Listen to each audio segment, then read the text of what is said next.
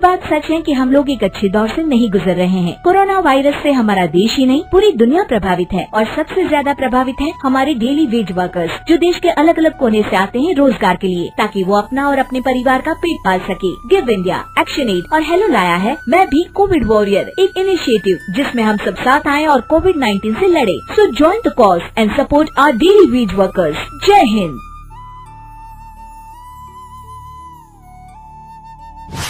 रजनी को बचपन से ही पेंटिंग का बहुत शौक था।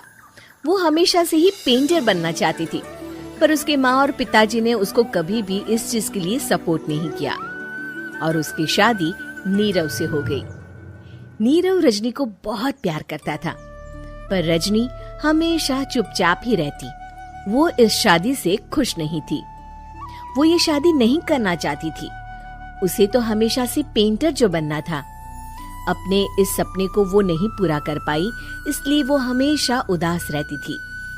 रजनी, बहुत ही बढ़िया फिल्म लगी है, कल देखने चले? नहीं जी, कल मुझे बहुत काम है, मैं नहीं जा पाऊंगी। अच्छा तो कोई बात नहीं, संडे को चलते हैं। देखिए, मुझे फिल्म देखना पसंद नहीं है, आपको जाना है तो चले जाइए। नीरव को मना करके रजनी वहाँ से चली जाती है और अपने बैग को खोलकर उसमें बंद पड़े ब्रश और कलर्स को देखकर रोने लगती है। रजनी, चलो ना कहीं बाहर खाने चलते हैं, कुछ तुम्हारी पसंद का। जी मुझे नहीं जाना, मेरी तबीयत ठीक नहीं है। रजनी वहाँ से चली जाती है। नीरव को समझ नहीं आता कि रजनी उससे इतना दूर क्यों रहती है। वो जब भी उसके साथ वक्त बिताना चाहता है, रजनी कोई ना कोई बहाना बना देती है। एक दिन घर पर कोई नहीं था। रजनी घर का सारा काम जल्दी से खत्म कर लेती है। घर पर अकेले होने के कारण वो सोचती है कि वो आज पेंटिंग करेगी। वो अपने कमरे में जाकर पेंट ब्रशेस और कलर्स निकालकर जैसे ही कलर मिक्स कर रही होती है कि दरवाजे पर बेल बज जाती है। अब कौन आ गया इस वक्त? इतनी मुश्किल से तो मुझे पेंट करने का मौका मिला है। रजनी दरवाजा खोलती है तो उसकी सास अपनी सहेलियों के साथ खड़ी होती है और सब घर के अंदर आ जाते हैं। अरे बहू, सबको शरबत बनाकर पिला दे, बाहर तो बड़ी गर्मी है। उफ। जी। रजनी पेंट ना कर पाने से उदास हो जाती है। उसे गुस्सा भी आ रहा होता है कि उसने इस शादी के लिए हाँ क्यों कह दी। वो रसोई में जा रही होती है कि उसकी सास उसे रोकती है। बहू, सबके खाने का भी इंतजाम कर लेना, आज का लंच तो ये सब यहीं करेगी। हाँ। रजनी बिना कुछ कहे रसोई में चली जाती है। सबके लिए खाना बनाती है। सब खाना खाते हैं और रजनी घड़ी देखती है कि ये सब कब जाएंगे ताकि वो अपनी पेंटिंग कर सके। जब शाम होती है तब सब चले जाते हैं अपने घर। अरे बहू, सब तेरे खाने की तो बहुत तारीफ कर रहे थे, सबको बहुत अच्छा लगा खाना। आपको मुझे सुबह बताना चाहिए था ना कि आपकी सहेलियां आ रही है। पता भी है कितना वक्त लगा सारा खाना बनाने में। अरे बहू, तू ऐसे कैसे बात कर रही है मुझसे? तो और कैसे बात करूं? मैं इस घर की कोई नौकरानी नहीं हूँ कि इतना काम करूंगी।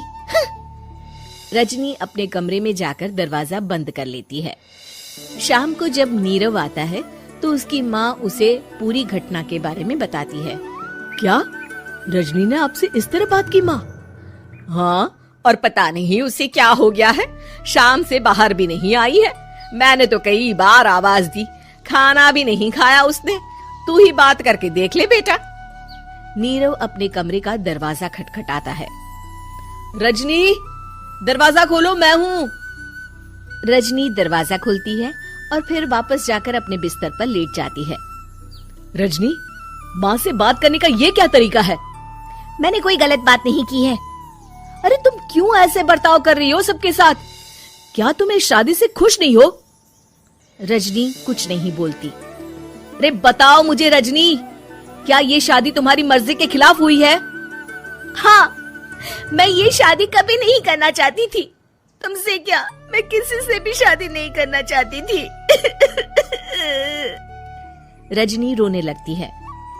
चुप हो जाओ रजनी, बताओ मुझे तुम क्यों नहीं करना चाहती थी शादी? रजनी बेड के नीचे से अपने पेंटिंग्स, कलर्स, ब्रश, पेपर्स निकालती है। इतने में उसकी सास भी कमरे में आ जाती है। ये देख रहे हो, ये थे मेरे सपने। मैं पेंटर बनना चाहती थी, पर माँ पापा ने कभी सपोर्ट नहीं किया और मेरी शादी करवा दी। मेरे सारे सपने टूट गए। हर वक्त बस गुस्सा आता रहता है मुझे। मैं जानती हूँ कि आप लोगों की इसमें कोई गलती नहीं है, पर मैं क्या करूँ, मुझे समझ में नहीं आता।